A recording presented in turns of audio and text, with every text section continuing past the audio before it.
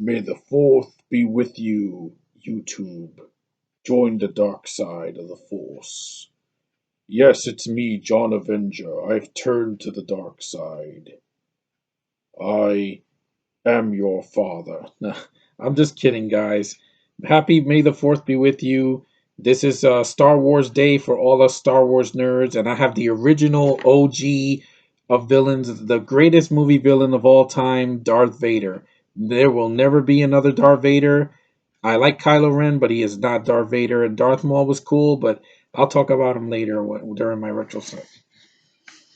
Yeah, I know. I could barely breathe in that thing. It's so hard to breathe in a Darth Vader mask. I've had that Vader mask for like 11 years since episode 3 came out. So let's talk Star Wars. It's May the 4th be with you. You know, the 4th of May.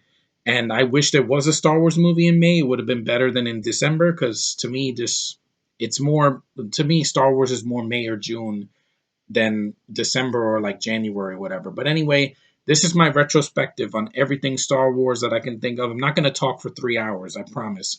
I'm going to just talk about my experiences with this franchise, why it's my favorite of all time, and also what's for the future of this franchise. What do I think about the upcoming movies, cartoons, etc.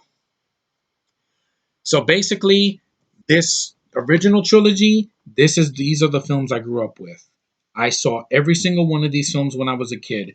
I started with Empire and Jedi. I didn't know A New Hope was around when I was like 4 years old or 5 years old. I saw the Empire Strikes Back and Return of the Jedi. I used to see them on VHS all the time.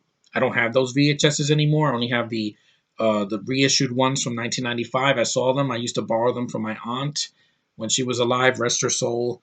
Um, she used to. They introduced me into the world of Star Wars. The one that really got me into it was my dad. He got me into this franchise from the moment I turned 10 years old. By the time I was 10 years old, I saw A New Hope, the original A New Hope, the one and only.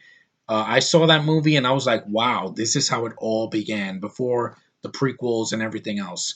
This is the first Star Wars movie, and it blew my mind. My little mind, 10-year-old mind, just blew up.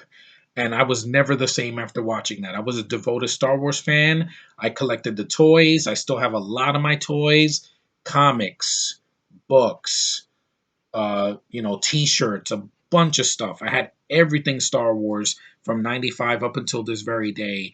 And yes, I even have some stuff from TFA, which you know what that is. I'm not going to say the whole title because you guys know what I'm talking about. But anyway, this is everything to me. These original trilogy films, episode 4, 5, and 6, are the best of the best. And there is no comparing, there is no other substitutions. Nope. The original trilogy is what I grew up with. I love these movies. I don't have any problems with them whatsoever. With even the reissues of 1997, the special editions, they're flawed, but they will never kill my enjoyment of the films. Here's A New Hope, the original. I saw this when I was 10 on VHS. Well, this is the DVD version, but I saw the VHS tape and I still remember it. I still love this movie.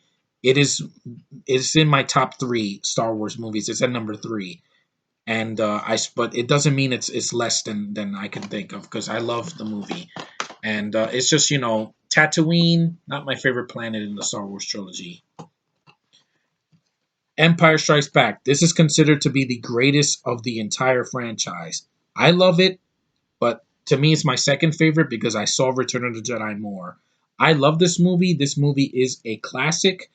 Great villain, great twist at the end, great action sequences. Hoth is a lot better than Tatooine because it's less boring, and also great special effects. The AT-ATs, the AT-ATs, which sorry Rogue One, this is what it did. This is the first time we saw those things, and they look freaking awesome. It's practical. There was no CGI in this movie when it first came out in 1980. I didn't see it in the theater because I wasn't born yet. I wasn't born until after Return of the Jedi was in theaters, and I love this movie. This is one of the greatest sequels of all time, and there's a reason it's high on a pedestal. It deserves it.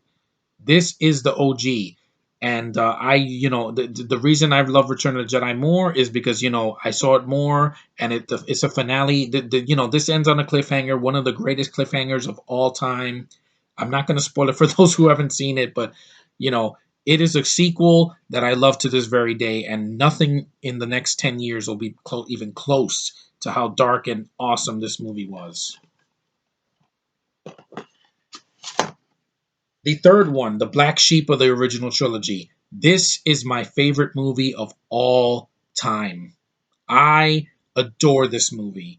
I love the Ewoks. I love Endor. I love the special effects. I love when I first saw Jabba the Hutt before they reissued the films and showed the CGI version of him. When I first saw that puppet, I was like, "Wow, that is impressive to this day." And this movie, the story just engrossed me from the moment the movie starts until the moment it ends.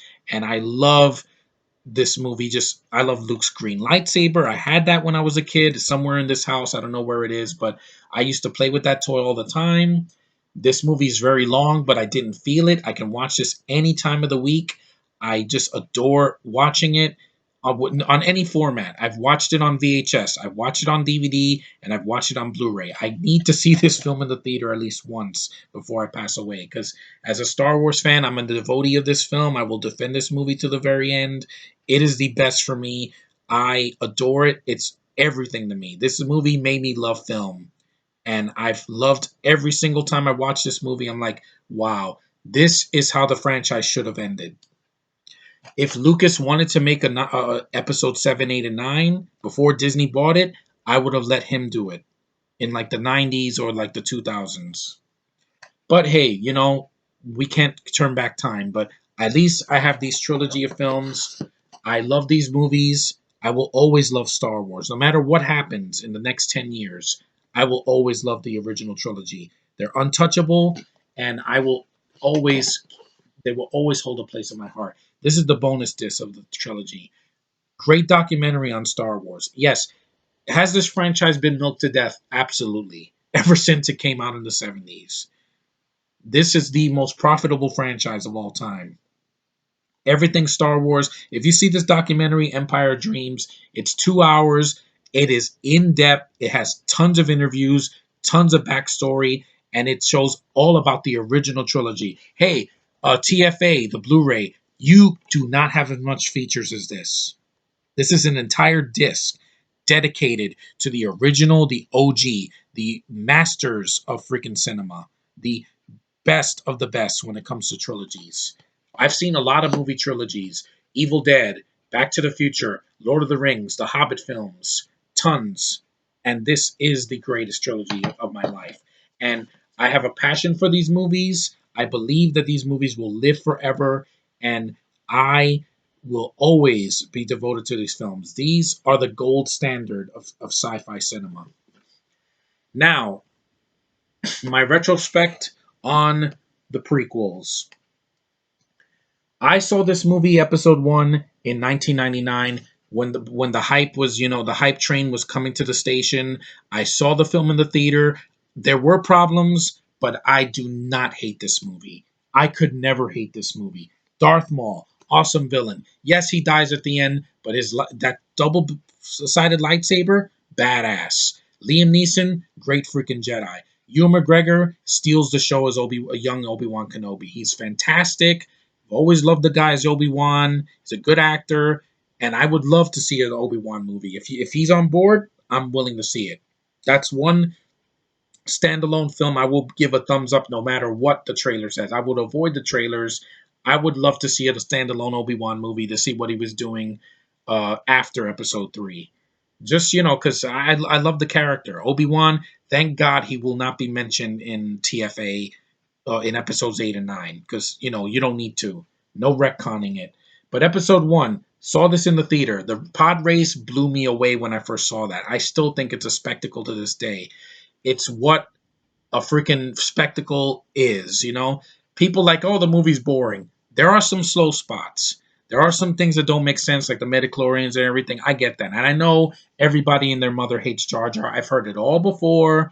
I know that the people have hated him since the first one, but I can take him over some of the characters in the new films that are coming up. Yeah, and I'll get to that. But episode one, it's not a classic, but it's decent. I can watch this movie. I can watch it on any format, just like I did before. I watched it in the theater twice in 1999 and in 2012 when they reissued it in 3D. The 3D wasn't needed, but the film, I can still watch it. And it's a part of my cinematic life. It reintroduced me to Star Wars for my generation, because I wasn't born when the originals came out. So episode one was still, something for me. Episode two, the most hated of the prequel trilogy. I do not hate the movie. I know Parker does. That's fine, dude. I'm not gonna ridicule you for that because everybody it's all about taste. Everybody has their opinions on these prequels, and some people despise all of them, but I don't. But what worked for me in episode two? I like Jango Fett. I think his fight with the Obi-Wan is cool. I like the Jedi's fighting against the freaking droids at the end of the movie with the clones. Awesome stuff. Great spectacle. The love story does not bother me. I have sat through Twilight, The Host, Vampire Academy, and a bunch of other shitty Hallmark movies that had some of the worst romances I've ever seen in my life. Yeah, boring romances. This one, beautiful imagery, and you have Natalie Portman, who I absolutely adore. This woman, did that woman, I would take a bullet for that woman just so because of how much I adore her. She is absolutely gorgeous in all of these movies. She it made me a prequel fan. Just even when she gets tough in the movie, it's a turn on for me.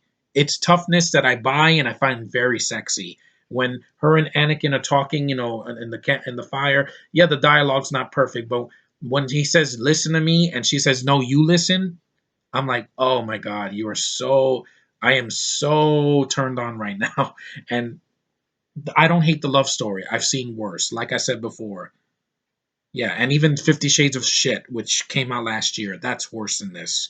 But episode two, it's the weakest of the entire franchise. It's of the live action movies. I still think the Clone Wars movie sucks, but I don't hate this movie. I like Count Dooku, even though he's barely in the film.